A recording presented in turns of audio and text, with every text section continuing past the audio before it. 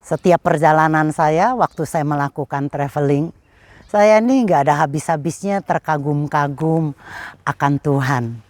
Mengapa? Karena menurut saya waktu saya melihat pemandangan alam, entah mungkin berupa gunung-gunung, bukit-bukit, entah itu danau-danau atau lautan, atau mungkin hal-hal yang sederhana, tumbuh-tumbuhan, kota-kota, apapun yang ada di dunia ini, membuat saya itu terpesona.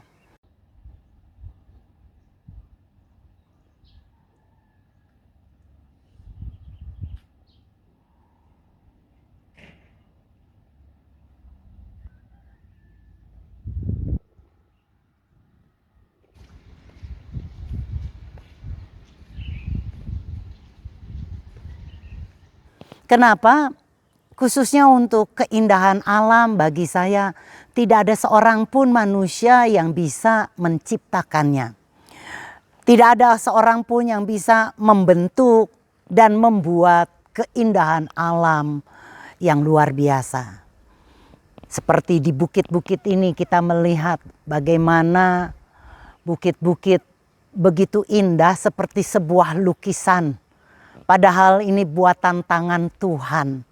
Waktu kita menyadari ini, kita percaya Tuhan adalah Tuhan yang berdaulat. Bagaimana dengan kedaulatannya, kekuasaannya, dia menciptakan alam semesta. Yang tidak akan pernah bisa disamakan, yang tidak akan pernah bisa diperbuat oleh satu manusia siapapun.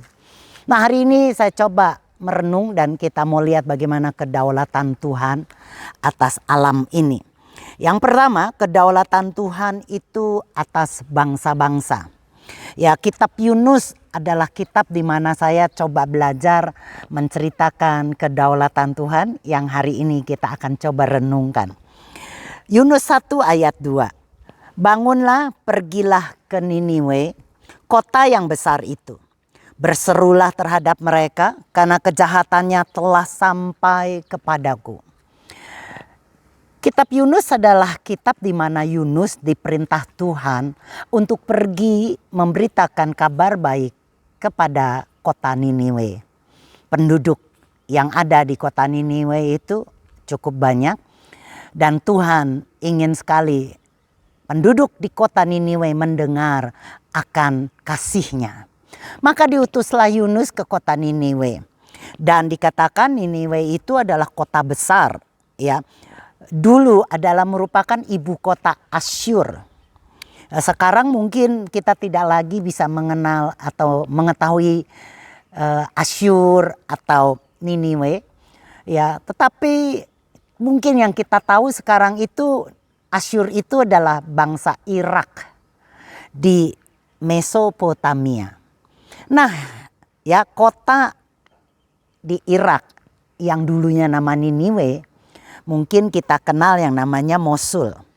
Nah, Niniwe ini pusat perdagangan sehingga menjadi makmur luar biasa. Dikenal dengan bangunan-bangunan besar infrastruktur airnya. Dan Asyur punya tentara yang begitu banyak dan terkenal kekejamannya yang sangat menakutkan. Sehingga bangsa-bangsa lain menjadi takut kepada bangsa Asyur. Kalau kita belajar akan sejarah dunia ini, maka bangsa Asyur merupakan salah satu bangsa yang pernah menguasai dunia. Dan terkenal dengan kekejamannya. Ya, bagaimana mereka menyiksa para tawanan, menyiksa musuh-musuhnya, itu menakutkan. Nah, khususnya juga bagi bangsa Israel. Bangsa Israel dikalahkan oleh bangsa Asyur dan bangsa Israel dibuang. Dan bangsa Israel di zaman dulu sangat membenci bangsa Asyur karena kejahatan dan kekejamannya yang begitu rupa.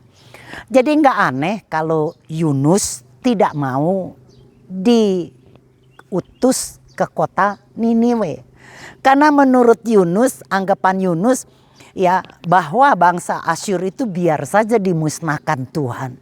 Biar saja bangsa itu menerima hukuman dari Tuhan karena jahat. Jadi dia menolak, dia tidak mau, dia kabur, dia pergi, tidak menuju ke kota Niniwe, tapi dia pergi ke tempat lain.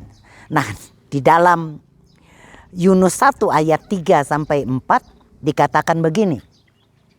Tapi Yunus bersiap untuk melarikan diri ke Tarsis, jauh dari hadapan Tuhan. Ia pergi ke Yafo dan mendapat di sana sebuah kapal yang akan berangkat ke Tarsis. Tarsis itu kurang lebih sekarang kita kenal yang namanya Spanyol. Ya, jadi dia nggak mau ke Irak, tetapi dia melarikan diri ke Spanyol. Kurang lebih kita kenalnya seperti itu. Nah, ia membayar biaya perjalanannya, ongkosnya, lalu naik kapal itu untuk berlayar bersama-sama dengan mereka ke Tarsis, jauh dari hadapan Tuhan. Tetapi Tuhan menurunkan angin ribut ke laut, lalu terjadilah badai besar sehingga kapal itu hampir terpukul hancur. Saudara, pada waktu diperintahkan Yunus ke Niniwe, dia kabur. Ya, bukan ke Niniwe, bukan ke negara Irak, tetapi dia pergi ke Tarsis yang kita kenal sekarang, ke Spanyol. Dan tentunya dia naik kapal. Ya, dia naik kapal, dan apa yang terjadi pada waktu dia naik kapal, tiba-tiba terjadi sesuatu malapetaka yang di luar dugaan daripada Yunus. Dikatakan ada angin ribut yang luar biasa. Terjemahan lain memakai kata angin puting beliung, ya, angin puyuh. Dan saya percaya para nahkoda atau para nelayan atau para pelaut yang biasa mengendarai kapal itu adalah awak-awak kapal yang berpengalaman, betul ya. Dan pasti mereka sudah biasa menghadapi badai. Tetapi kali ini badainya berbeda. Badai ini tidak bisa dikendalikan mereka. Bila dulu mereka bisa menguasai badai, mengarungi lautan dan mengalami banyak mungkin terpaan angin, badai mereka bisa lewati. Tapi kali ini badai ini sangat sulit dikendalikan. Sehingga kita membaca bagaimana badai itu hampir menghancurkan kapal itu. Nah, dikatakan tadi, tapi Tuhan menurunkan angin ribut ke laut. Artinya angin itu dikendalikan oleh Tuhan, dikuasai oleh Tuhan. Ya, jadi kita melihat bagaimana Tuhan berdaulat bukan cuma atas bangsa-bangsa, di mana kita tahu bangsa Asyur yang begitu hebat, punya pasukan yang ditakuti oleh dunia, yang punya kekuasaan hampir menguasai seluruh dunia, tapi di tangan Tuhan, kendali Tuhan ada, sehingga sekarang kita tidak lagi mengenal yang namanya bangsa Asyur. Bangsa Asyur dikalahkan dan kemudian menjadi lenyap. Sehingga hari ini kita mungkin cuma kenal Asyur dari sejarah atau bacaan-bacaan buku-buku. Tapi bangsa Asyur sudah tidak ada. Karena Tuhan yang pegang kendali atas bangsa-bangsa. Jadi menurut saya tidak ada satupun bangsa, tidak ada satupun negara, tidak ada satupun kerajaan-kerajaan yang di luar kendali Tuhan. Seberapa hebat pun bangsa itu, negara itu, Tuhan pemegang kendali. Yang kedua, kita lihat bagaimana Tuhan mengendalikan alam. Ya, bagaimana angin ribut didatangkan Tuhan. Tuhan kendalikan angin ribut. Saudara lihat, angin bertiup, saudara, saat ini. Saya tidak bisa kendalikan angin berkata stop. Saya tidak bisa berkatakan kepada angin bertiuplah. Gak bisa. Kenapa? Angin memang tidak terlihat, tapi kita rasakan tiupan angin di rambut saya ini membuktikan bahwa angin itu ada. Tetapi tidak ada seorang pun manusia yang bisa mengendalikan angin. Kecuali Dia, Tuhan kita yang kita kenal, Yesus Kristus namanya.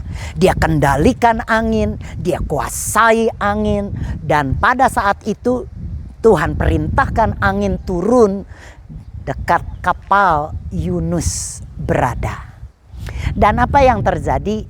Tuhan berdaulat bukan cuma atas bangsa-bangsa, tetapi menurut saya juga Tuhan berdaulat atas alam semesta termasuk angin.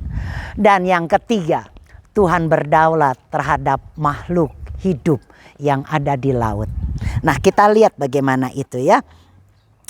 Yunus 1 ayat 17.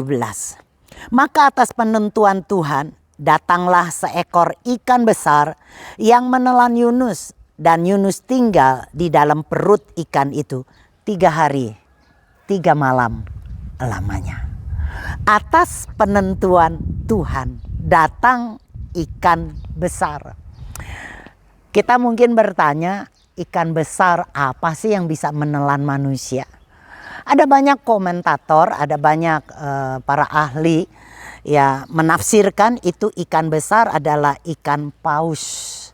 Ikan paus sperma yang memang katanya adalah merupakan ikan paus terbesar. Ya, di lautan ikan terbesar dan memang bisa punya kemampuan menelan manusia. Jadi kita lihat atas penentuan Tuhan, bagaimana Tuhan menentukan ikan yang besar itu ada persis di dekat di mana kapal Yunus berada. Kok bisa ya? Dari mana ikan itu bisa ada di situ? Apakah memang habitatnya ada di situ? Atau menurut saya Tuhan yang memerintahkan ikan itu berenang, ya, ikan itu mendatangi lautan di mana Yunus itu berada. Bahkan mungkin lebih spektakulernya saya merenungkan itu, saya seperti ya bisa mengilustrasikan bagaimana Tuhan mengangkat ikan paus itu dari lautan nan jauh di sana, diangkatnya ikan itu dan kemudian ditaruhnya di dekat kapal di mana Yunus berada. Whatever apapun yang Tuhan buat, entah diperintahkannya ikan itu berenang atau mungkin diperintahkannya para malaikat untuk menggendong, mengangkat ikan itu sehingga dekat dengan Yunus, apapun juga, tapi yang jelas bagi saya Tuhan berdaulat atas makhluk hidup yang ada di laut. Bayangkan bagaimana seekor binatang bisa diperintah oleh Tuhan sekuasa-kuasanya manusia. Ya, saya melihat tidak akan pernah bisa mengendalikan semua binatang. Mungkin beberapa orang bisa mengendalikan seekor anjing. Ya, dulu kami punya banyak pelihara anjing dan suami saya sangat menyukai anjing sehingga dilatihlah anjing itu. Entah dilemparkan barang gitu ya, kemudian anjing itu disuruh mengambil barang itu dan kemudian membawa lagi kepada tuannya. Atau kadangkala ya suami saya menyembunyikan sebuah barang, ditaruh di tempat-tempat tersembunyi, tetapi anjing itu karena sudah dilatih bisa mencari barang itu. Dilatih untuk bagaimana bisa menggigit, ya, dilatih bagaimana untuk bisa melompat, dilatih bagaimana dia berlari kencang dan kemudian waktu kita berkata stop, dia stop. Mungkin ada banyak orang-orang yang bisa mengendalikan binatang yang namanya anjing. Atau juga mungkin bisa mengendalikan binatang-binatang lainnya. Ya, dikendalikannya mungkin harimau, gajah, ya, dan sebagainya. Ikan pun juga ada yang bisa dikendalikan atau dilatih lah lebih tepatnya. Dilatih oleh manusia. Tetapi menurut saya sepandai-pandainya manusia melatih, menguasai binatang, tidak ada yang bisa seperti Tuhan kita. Bagaimana bisa mengetahui seekor binatang ikan paus yang besar banget? Jadi artinya kan ikan A itu, ikan yang terfokus yang namanya mungkin kita namakan saja ikan paus A. Di antara sekian banyak ikan paus yang ada, ikan paus A kamu harus menelan Yunus. Bukan ikan piranha, bukan ikan yang lainnya, tapi khusus ikan paus yang kita namakan A. Saudara mengerti itu? Itu adalah pengendalian Tuhan. Tidak ada manusia yang bisa mengendalikannya.